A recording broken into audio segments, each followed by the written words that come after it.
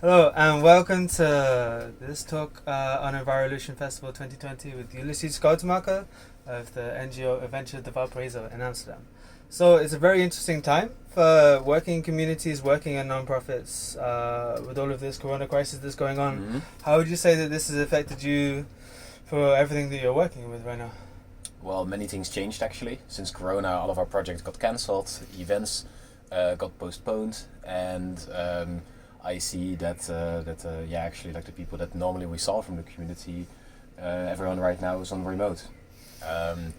Great deal of the community started going working online with us, and we saw like the importance of still sticking together and helping to create a positive change.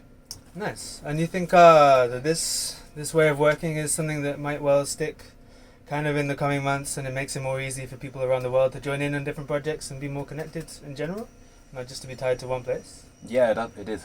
I mean, right now I see the great importance of working with my team throughout Zoom, and before we were really working like every time we could see each other. And now also more people can opt in from wherever they are in the world to collaborate with us. Yeah, nice. So what's changed in terms of what the plans were for the year and kind of in the future for a community and an organization like this? Yeah, well, we started working more online after all the events and all the projects got cancelled for this year. Like right now we focus more on education. We do that throughout meetings like APVs and like in the future virtual youth exchanges.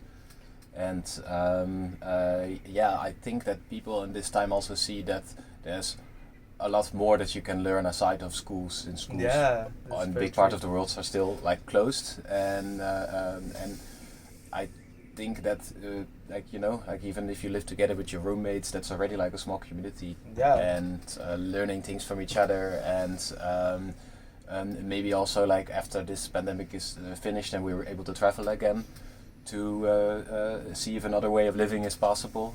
And I already get the messages for the Valparaíso and for the Catfarm with people interested in joining at the moment when the travel becomes possible again. Yeah.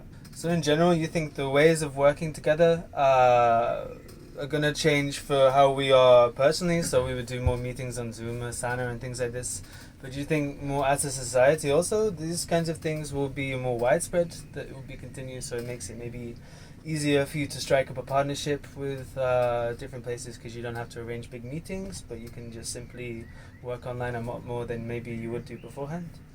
There's a lot changed in that, but I think that in the next month we'll see like more change happening regarding that, because I feel that I just figured out like a couple of months ago the importance of like a conference meeting with more than just 3 people. Yeah, and it can be difficult for people saying new to get used to, but I think possibly those things are definitely here to stay. So generally speaking, there's obviously a lot of changes going on in general, and obviously there's these chances for new changes to happen that are lasting, that are positive, and I think one of them is around economic models that people are using. And obviously the Adventures of the Valparaíso is focused for a number of years on this idea of the new pirate economy. Would you like to kind of expand on that? I think it's going to really like be a challenge to incorporate what's going on in the world right now, and to change the idea that what we're making to potentially make it purely online. And that is, I do see the great importance of a story trading platform like this, and the toolkit for youth workers that we're developing,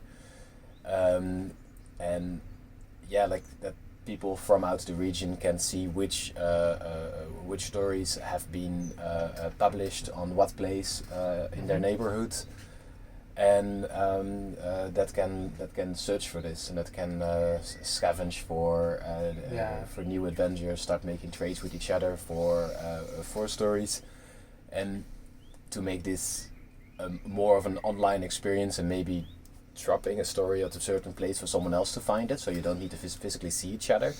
I see a lot of space to expand in the platform right now with the current Corona crisis going on.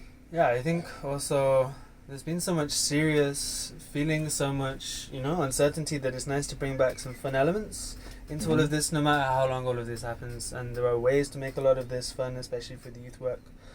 And I think it's definitely possible that this can continue in the future.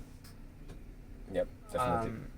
So yeah, for me, one big question is, with all of this happening, how you maybe see the Adventure of the Valparaíso and obviously the Catfarm changing in the next few years, and maybe how you want your planet to look like in the future. What do you imagine the world looking like? How would you like to see it in the next few years? Yeah. I think community-driven projects are the future, and I think this brings us closer to the essence of that. We can learn a lot from each other, and that schools are not there to help with this, but that we can teach that to each other, and that we should see that a different way of living is possible, and like with the Catfarm and also with the Valparaíso, we can demonstrate this.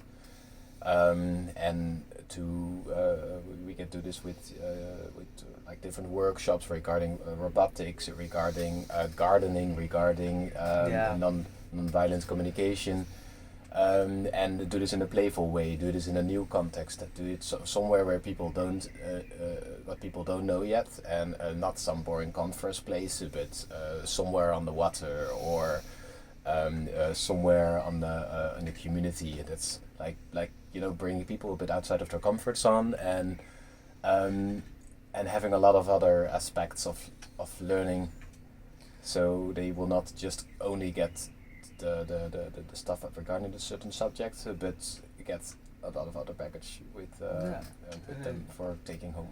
I think it gives people new ways to connect, new ways of learning, and it probably makes communities a lot stronger as a result. Yeah, it does, and it also teaches them how to build their own community when they come home, and when they can talk about this with their friends and maybe with their roommates, and they can maybe start